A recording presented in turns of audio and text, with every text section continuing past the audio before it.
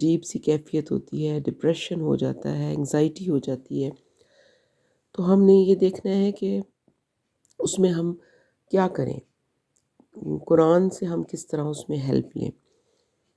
تو اس میں علماء کہتے ہیں کہ سورۃ الضحیٰ یہ بہت زیادہ فائدہ مند ہے، اس کو پڑھنا چاہیے۔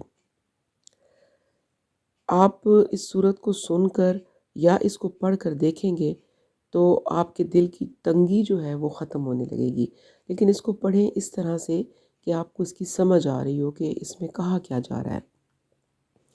اس صورت کو کچھ علماء جو ہیں وہ انگزائٹی اور ڈپریشن کی دوا بھی کہتے ہیں۔ اب ہم دیکھتے ہیں کس طریقے سے، تھوڑا سا میں آپ کو اس کا ایکسپلین کروں گی۔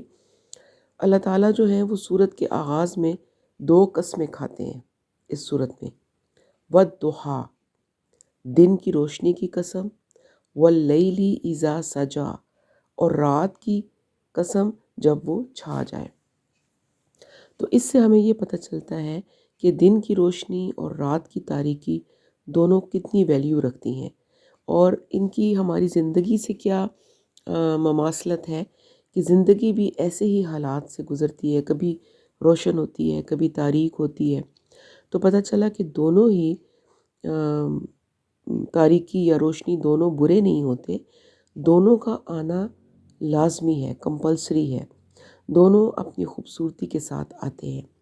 جب روشنی ہوتی ہے تو تاریکی چھانا لازمی امر ہے، اور جب تاریکی آ جاتی ہے تو روشنی آنا بھی ایک لازمی امر ہے۔ بات صرف یہ ہے کہ ہمیں یقین ہونا چاہیے، کس چیز کا یقین ہونا چاہیے؟ کہ کچھ بھی ہو، کوئی بھی حالات ہوں، کتنے بھی مشکل حالات ہوں، ما ودعک ربک وما قلی، آپ کے رب نے نہ آپ کو چھوڑا ہے نہ بیزار ہوا ہے۔ جیسے بھی حالات ہیں، ہمارا رب ہمیں نہیں چھوڑتا، نہ ہی وہ ہم سے بیزار ہوتا ہے۔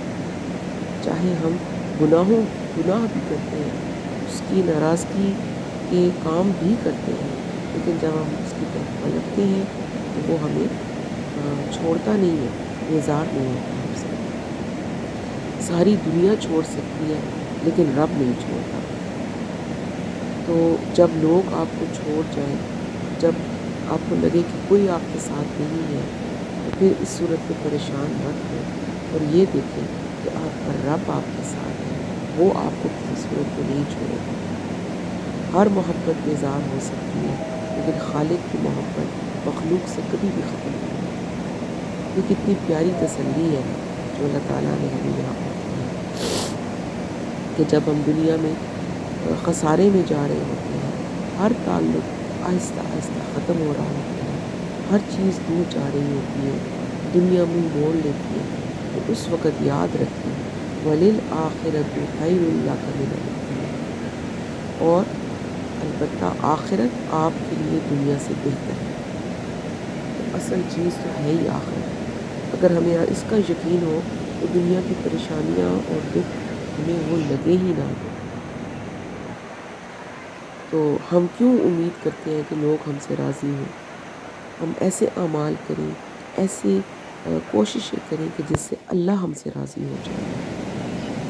تو آپ اللہ کے لیے کوشش کریں گے، اللہ تسلی دیتے ہیں وَلَسَوْفَ يُعْطِيكَ رَبُّكَ فَتَرْضَىٰ، اور آپ کا رب آپ کو اتنا دے گا کہ آپ خوش ہو جائیں، تو مایوس نہ ہوں۔ کیا ہوا تو ساری دنیا جو ہے وہ آپ کو چھوڑ گئی، ساری محنتیں ضائع ہو گئیں، سب کچھ ختم ہو گیا۔